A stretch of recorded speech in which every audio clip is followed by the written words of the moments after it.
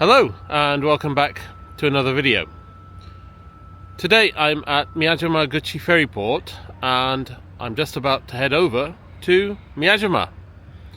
So if you want to come along, you're more than welcome. Let's go and get the ferry. This is the first time I've been to Miyajima since a tourist tax for the island was introduced back in 2023.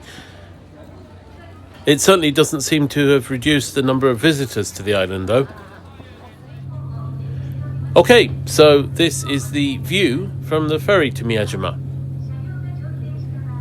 I'm one of the very few people standing outside on the ferry. Most of the crowds of people who got on the ferry with me have been sensible enough to stay inside where it's nice and warm. As you can see, the weather is fine today, but we're at the end of what has been a really cold snap. And even today, it's only a couple of degrees above freezing. Hence the fact that most of the passengers on the ferry are inside. But by staying inside, they're missing this glorious view. Personally, I would say that it's more than worth putting up with the cold for this.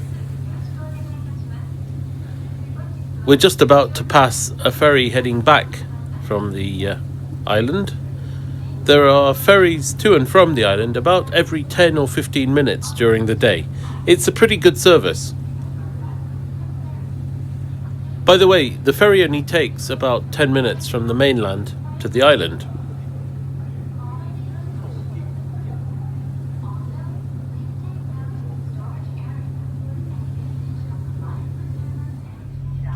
I would never complain about a beautiful cloudless blue sky when I was taking a ferry, but at the same time, a winter sky like this is also rather wonderful.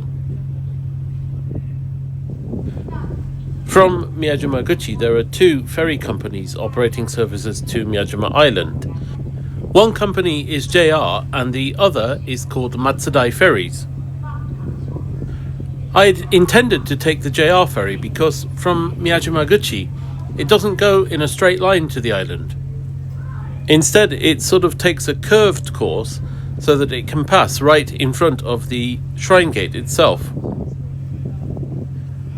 However, the JR ferry had just left when I got to the ferry port, so as a result, rather than waiting for the next service, I'm on the Matsudai ferry.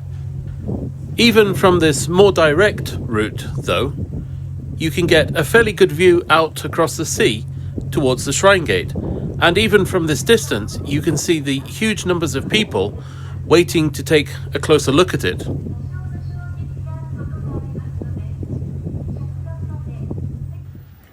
When you get to Miyajima Island, the main attractions are to the right as you leave the ferry port. Just to name a few, there's Itsukushima Shrine itself, the Great Shrine Gate, Daishoin Temple. I could go on and on and on. There's a reason why the whole island is a World Heritage Site and also why it gets so many tourists. But you can find any number of videos on YouTube about these attractions in Miyajima, which is why today we're going to do something a little bit different. From the ferry port, we're going to turn left instead of right. Today, I'm going to take a walk to a beach called Tsutsumigaura, which is one of my favourite places on the whole of Miyajima. You don't have to walk more than a couple of minutes from the ferry port to get to places like this, a much more rural, undeveloped, sort of traditional part of Miyajima. And if you follow the road around for a couple of minutes more, you get to a shrine gate on the beach.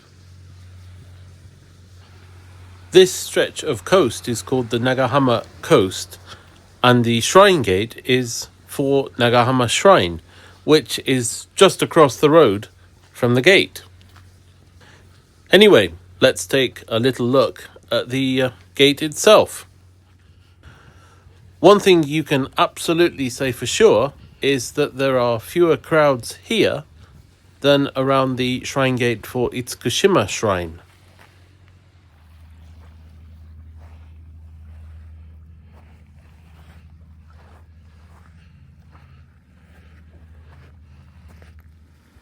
From here, there's also rather a good view out across the bay towards the mainland, with the hills of Hatsukaichi City in the distance.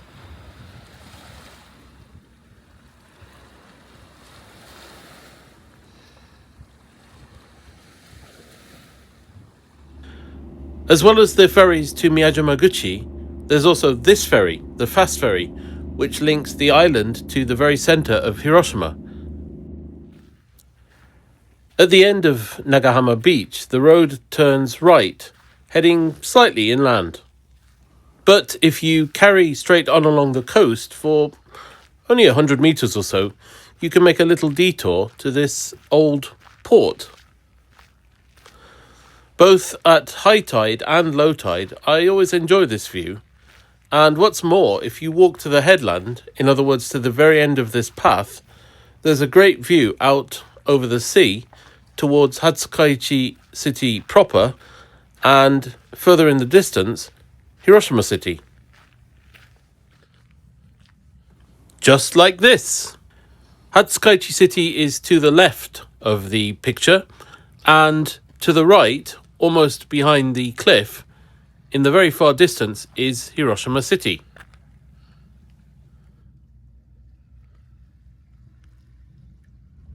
By the way, it should go without saying that when you visit Miyajima, you shouldn't go too close to the deer. Apart from anything else, quite often they will try to eat your bag, your food, any souvenirs you have, your coat, whatever. Deer with horns may also try to attack you, so be careful. I mean, take a look at this fellow. He doesn't look like he would take any nonsense from anyone. And fair enough, I'm pretty sure that the deer with horns are the males protecting their families. It's not just deer you need to be careful of, though. There are also monkeys. Anyway, let's get back onto the main road.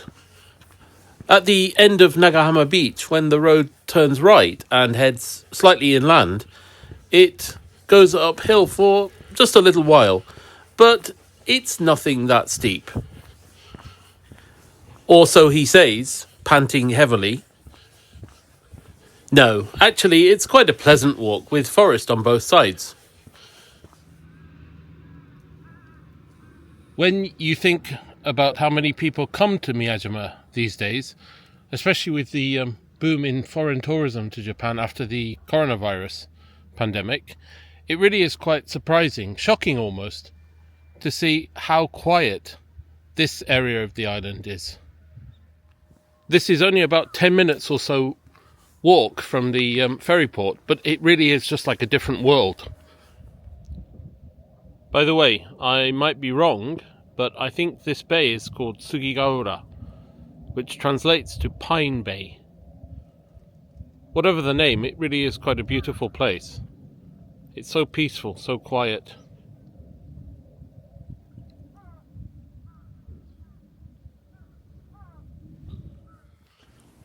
Apart from the central area of Miyajima, which is where the shrine and the other attractions I mentioned earlier are, there are a couple of other settlements dotted around the island, and Suginoura, which I just walked through, is one of them. Anyway, just after Suginoura is this tunnel, which will take us through the hill to Tsutsumigaura itself. And after the tunnel, we head slowly back down to the sea. This wonderful view is the beginning of Tsutsumigaura.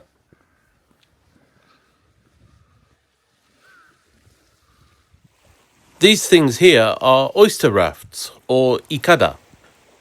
I'm not an expert, but basically, to cultivate oysters, you hang ropes of baby oysters in the sea from these rafts. And over the course of an oyster growing season, those baby oysters grow into big oysters. This pier is closed off and very obviously unused.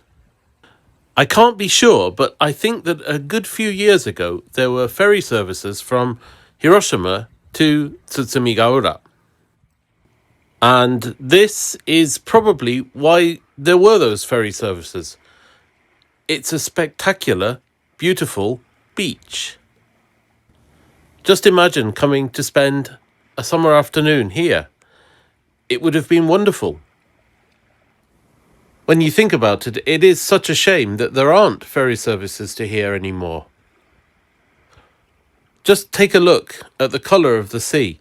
Just look how clear, how beautiful it is.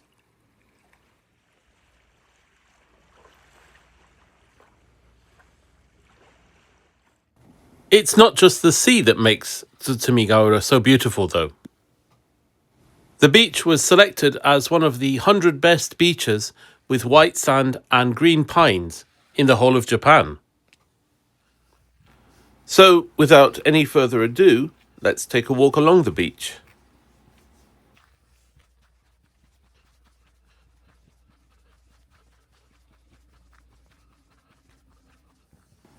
Any idea what these things are? Well, they're bamboo poles. Okay, next question. Any idea what they're here for? Well, they're here to either make or repair some of the oyster rafts. Oysters are big business in Miyajima and, to be fair, in many islands on the inland sea. And although this time of year is the time for eating oysters, that doesn't mean that there aren't preparations ready for the next season. On a personal note, I have to say I have very fond memories of Tsutsumigaura. I first came here way back in 1996, and I can't remember why now, but I was with a baseball group from Hiroshima University. 1996 was when I was at the university in Hiroshima. Anyway, we came here and we spent a night camping. Or, at the time, there were log cabins. I can't remember. We may have stayed in a log cabin. As I say, it's a long time ago. What I do remember is just how fun it was. I also remember that some of the members of the baseball club had organised a ghost walk, which actually wasn't scary at all, but quite endearing almost in terms of how earnest they were about everything. Good memories. Obviously, at this time of year, the trees are all bare, but in spring, this place is full of cherry blossom and, a little bit later in the year, wisteria. It's a wonderful place to visit at that time of year, although significantly busier than it is today. Who knows, maybe I'll make another visit and another video in a couple of months. You know, maybe it's just my memory playing tricks, but I could have sworn that this big flat open area was where the log cabins were. There are very obviously no log cabins here now, although I think I can see some further up into the mountains. It'd be a real shame if there were no longer any cabins that you could rent, because it is such a wonderful place to stay. I have to say as well that there don't appear to be many places where you could camp anymore. Perhaps the whole place is just closed for the winter, but somehow I don't think so. Anyway, it's still a great place to visit and spend an afternoon. Towards the end of the beach, there's sort of a tunnel under the path where the sea can get in to provide water for one of the ornamental ponds.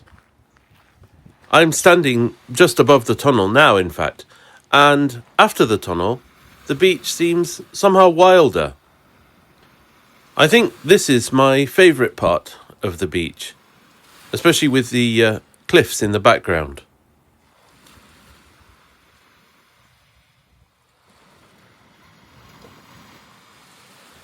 Well, it's all very well standing and gazing at the beach from a distance, but nothing's going to beat going down onto the beach itself. So let's do just that. I said earlier that the temperature today is only just above freezing, and it certainly does feel quite cold, but at the same time, it doesn't feel like winter. It feels like spring is just around the corner. Let's hope that that's true. Not that you would want to swim in the sea today, but if you visit in summer, you might well be tempted to. Please just be very aware that there are several signs saying that it is extremely dangerous to swim anywhere at Tsutsumigaura. It's a shame, but it is what it is. Anyway, changing the subject, I always like this little bit of the beach where the beach meets but doesn't quite meet the cliffs. There's this little channel between the beach and the cliffs, and as the tide comes in, the sea runs through the channel into this sort of lagoon. It's rather beautiful to see at high tide, in fact. By the way, the footprints you can see on the sand here are from the deer.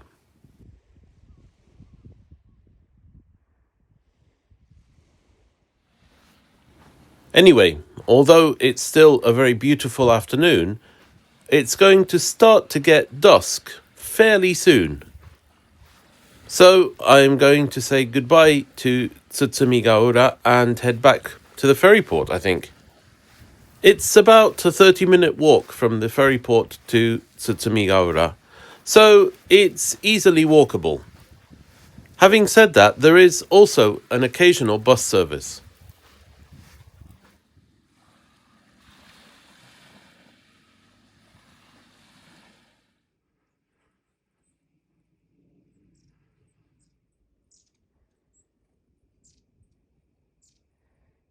While making sure to avoid deer with horns, for all the reasons I talked about earlier, I've been sort of reminiscing about the time I spent here with the baseball club all those years ago. It would be nice to spend a night here again sometime, maybe this summer.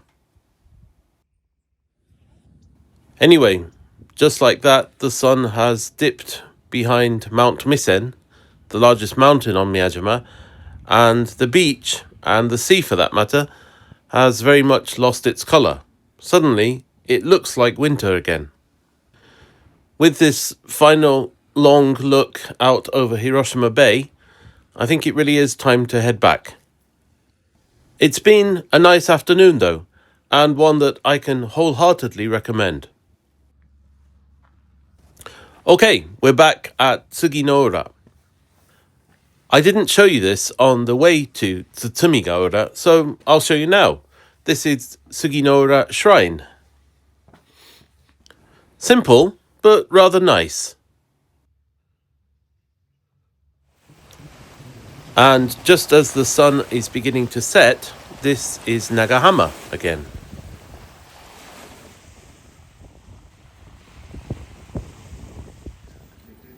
Alright, so back at the ferry port, it's about time to bring this video to an end, I think. If it's your first visit to Miyajima, then of course you should turn right out of the ferry port and go and see Tsutsumigaura Shrine, the Great Shrine Gate, and all of the other wonderful sights Miyajima has to offer.